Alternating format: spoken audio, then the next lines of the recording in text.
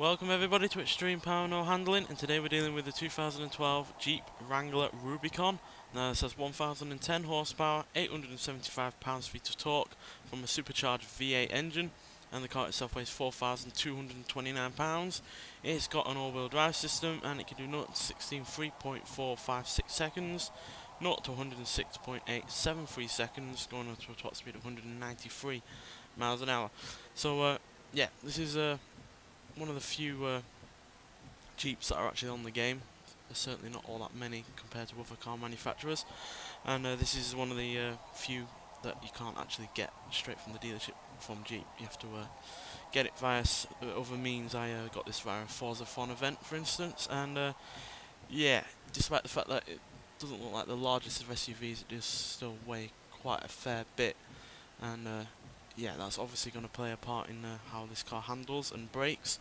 But it does have the all-wheel drive system, does have plenty of power, and acceleration-wise it's fairly decent. So yeah, they should do just as well as other SUVs, I hope. But then again, some all-wheel drive cars have done quite poorly, despite having, you know, that all-wheel drive system helping keep all the power in check and give it as much grip as possible in the rain. So yeah, this could kind of go either way, but I'm figuring because it is fairly new, it's only 6 years old, for instance, that it might well be able to get up towards the top 10. Anyway, let's get out there and see what it can do. Now obviously this car is quite top heavy, so yeah, don't even want to slightly chance going off-road on the sideway angle, because then you might well roll over. I imagine the suspension is going to be quite soft as well. This car didn't even have 300 horsepower stock, so I'm asking it to deal with a lot more than it had originally. And with a much bigger engine as well. It only had a V6 in the stock version.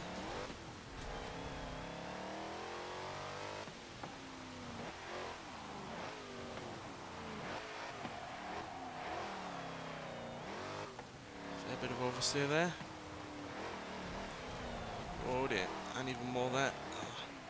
Oh dear. Because it has such a short wheelbase while being fairly wide and obviously quite top heavy, its handling characteristics are really rather odd.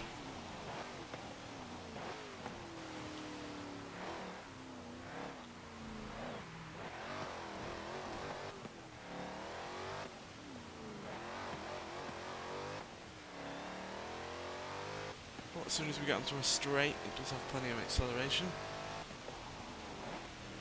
It's a fair bit of speed.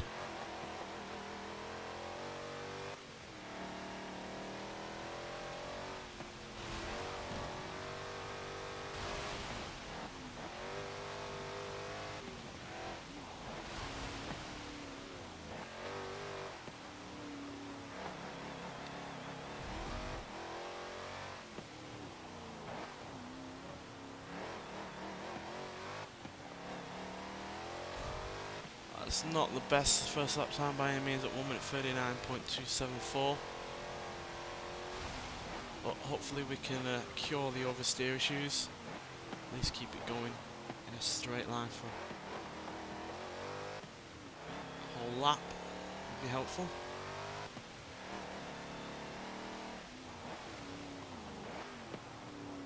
Oh, the brakes are fairly bad.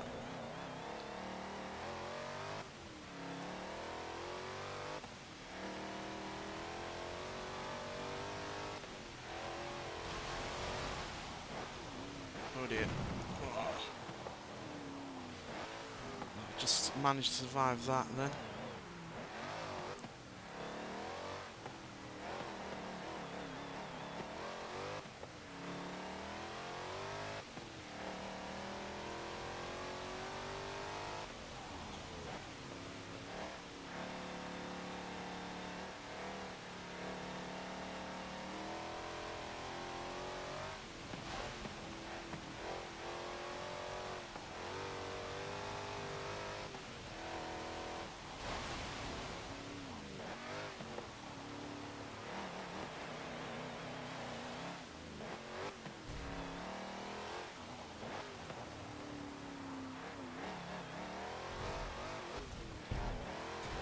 Well, that's a big improvement at 1 minute 30.291 seconds. We're not going to be last by any means, but we're hardly challenging the upper end of the leaderboard with that time.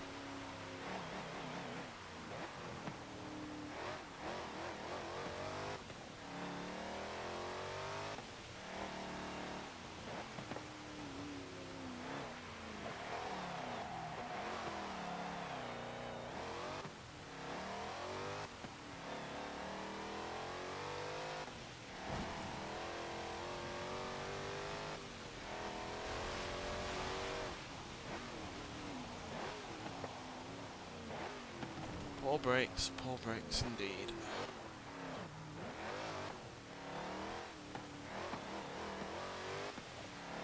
The suspension and top heaviness of the vehicle does not give me all that much confidence to be more aggressive.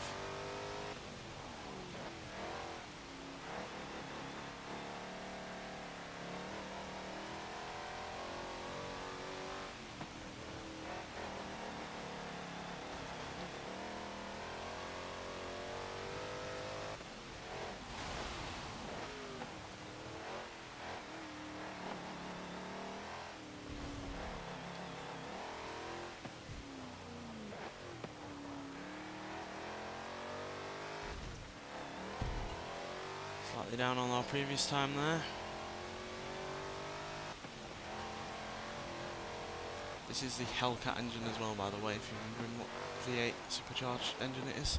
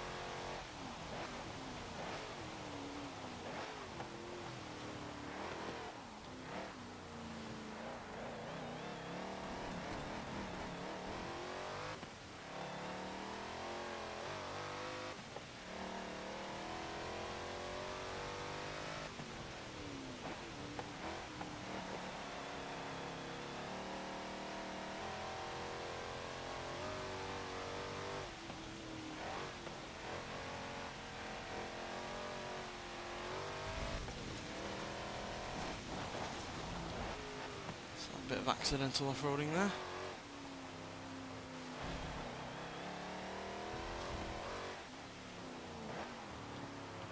Oh dear, oh dear. Well, despite that, we are faster at 1 minute 28.892 seconds.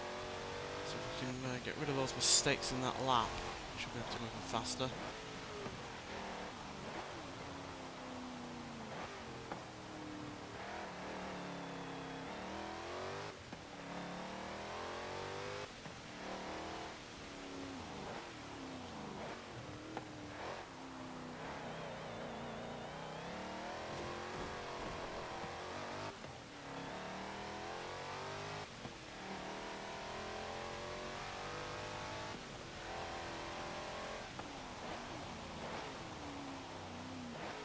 So if you can hear my vibrating controller there, but I'm going to use the older one that I have, because my new one is charging.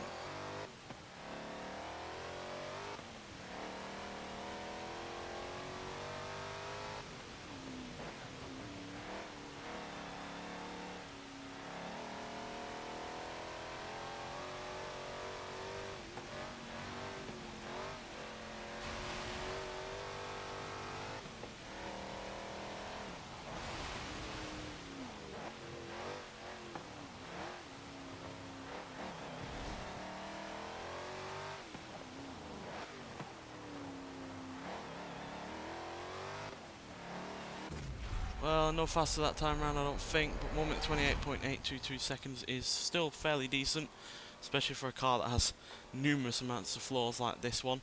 And yeah, that does mean that it's in 24th place, beating the Chevrolet Colorado ZR2, so it is at least quicker than a newer all-wheel drive vehicle, as well as the likes of the Volkswagen Common Gear, the Volkswagen Touareg, the Volkswagen Beetle, the Audi Q7 V12 TDI, and the Dodge Shelby Omni GLHS.